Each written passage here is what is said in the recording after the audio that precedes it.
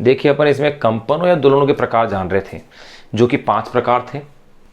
पहला जो प्रकार था मुक्त कंपन या फ्री वाइब्रेशन, या यूँ कह सकते हैं मुक्त दोलन। दूसरा था अवमंदित कंपन, और तीसरा अपन पढ़ रहे हैं इसमें पोषित कंपन। नंबर थर्ड, 2 अपन जान चुके थे।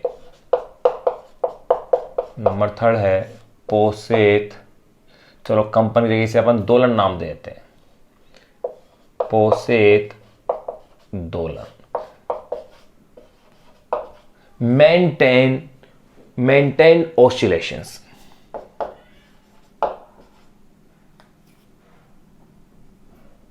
यानी कि इस प्रकार के दोलन जिसमें अगर जितनी ऊर्जा की हानि हो रही है उतनी ही ऊर्जा अगर अपन उसे देते चले जाएं,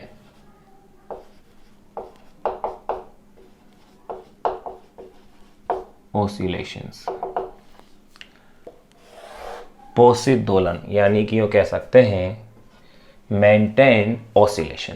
तो देखिए पहला जो अपन ने दोलन का प्रकार देखा था कंपन का, वो देखा था अपन ने स्वाभाविक आवृत्ति से होने वाला कंपन, या जिसे अपन ने कहा था मुक्त कंपन। उसमें मैंने ये कहा था अगर ऊर्जा का ह्रास करने वाले कारक अगर अनुपस्थित हो, तो ऐसी स्थिति के अंदर अपन ने देखा था कि कंपायमान वस्तु अपनी मूल आवृत्ति या स्वाभाविक आवृत्ति से कंपन करती रहती है, उसका आयाम नियत बना रहता है। ऐसे कंपन कहलाए थे मुक्त कंपन। दूसरा था अवमंदित कंपन, यानी कि जब ऊर्जा का ह्रास करने वाले कारक उपस्थित होते हैं तो ऐसी स्थिति में कंपनों के आयाम निरंतर समय के साथ चरघातांकी रूप से क्या होते हैं, घटते चले जाते हैं और अंततः क्या होते हैं, शून्य हो जाते हैं। अब इसमें पोषित जो कंपन था, पोषित दोलन है, इसमें क्या जितनी ऊर्जा की हानि हो रही है अगर उतनी ऊर्जा अपन उसे देते चले जाएं तो इस तरह के जो कंपन या दोलन हैं ये कहलाएंगे पोषित दोलन या पोषित कंपन कहलाएंगे। तो देखो इसको अपन परिभाषित करें, यदि किसी प्रकार कंपन करने वाली वस्तु को, यदि किसी प्रकार कंपन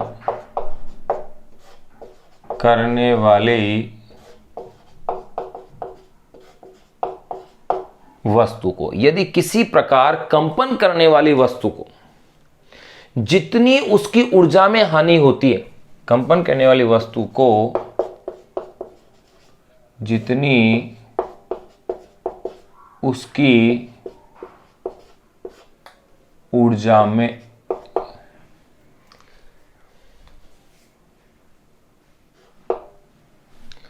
यदि किसी प्रकार कंपन करने वाली वस्तु को जितनी उसकी ऊर्जा में हानि होती है,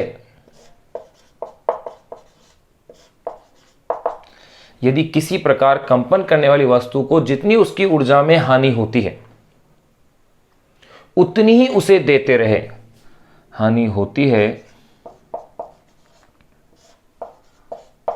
उतनी ही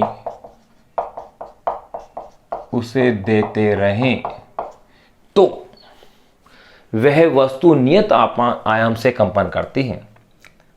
तो वह वस्तु नियत आयाम से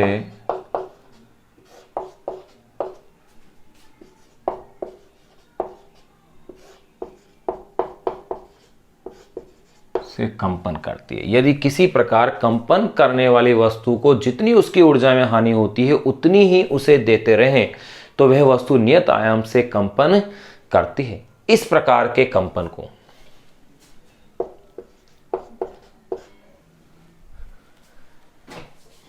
यही कह सकते हैं, इस प्रकार के दोलन को, इस प्रकार के कंपन को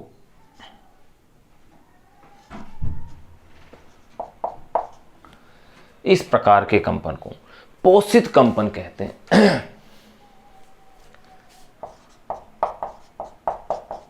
पोषित कंपन यानी कि मेंटेन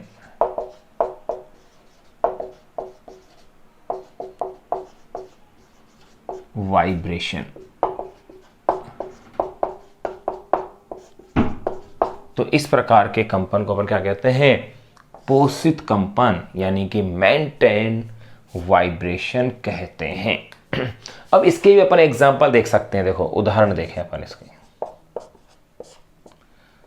उदाहरणों में सबसे पहला एग्जांपल घड़ी के पेंडुलम के दोलन। घड़ी के पेंडुलम के दोलन में क्या है, जितनी उसकी ऊर्जा की हानि होती है घड़ी के सेल द्वारा उतनी ही ऊर्जा उसको प्रदान कर दी जाती है। जैसे एग्जांपल में नंबर फर्स्ट, घड़ी के पेंडुलम के दोलन। पहला एग्जांपल अपन ले रहे हैं घड़ी के पेंडुलम के दोलन। अब देखो घड़ी के पेंडुलम के दोलन की अपन बात करें तो मैंने इसमें क्या कहा कि घड़ी के पेंडुलम को सेल से ऊर्जा दी जाती है इसके अंदर।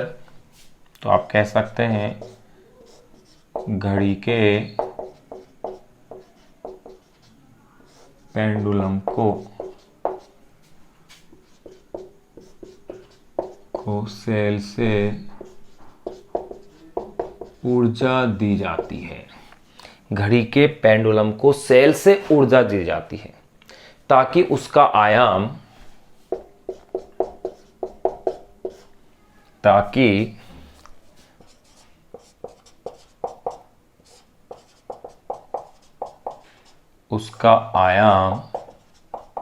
नियत बना रह सके, ताकि उसका आयाम नियत बना रहे।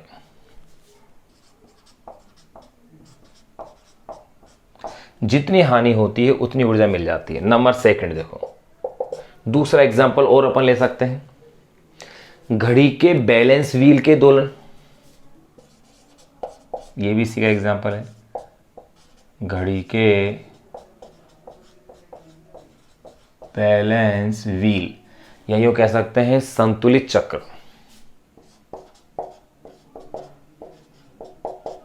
संतुलित चक्र के दोलन। ये लो, यहां अपन ने तीसरा जो अपन है पोषित दोलन वो अपन ने जान लिया है।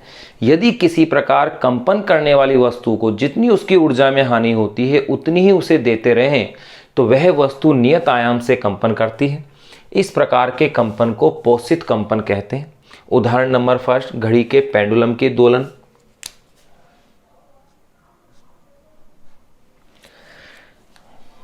घड़ी के पेंडुलम के दोलन जिसमें मैंने क्या बताया, घड़ी के पेंडुलम को सेल से ऊर्जा दी जाती है, सेल से ऊर्जा दी जाती है ताकि उसका आयाम नियत बना रहे। सेकंड, घड़ी के बैलेंस व्हील यानी संतुलित चक्रीय दोलन, इसमें भी उतनी ऊर्जा मिल जाती है जितनी ऊर्जा की उसमें क्या होती है, हानि। तो देखो अपन ने तीन इसमें कंपन या तीन दोलन के प्रकार अपन ने जान लिए हैं। पहला जाना था मुक्त कंपन, दूसरा अवमंदित कंपन और तीसरा पोषित कंपन। अब नंबर फोर्थ अपन जानेंगे प्रणोदित कंपन। एक बार आप इसका स्क्रीनशॉट लें, इसको एज इट ऐसे कैसे एक बार आप नोट कीजिएगा।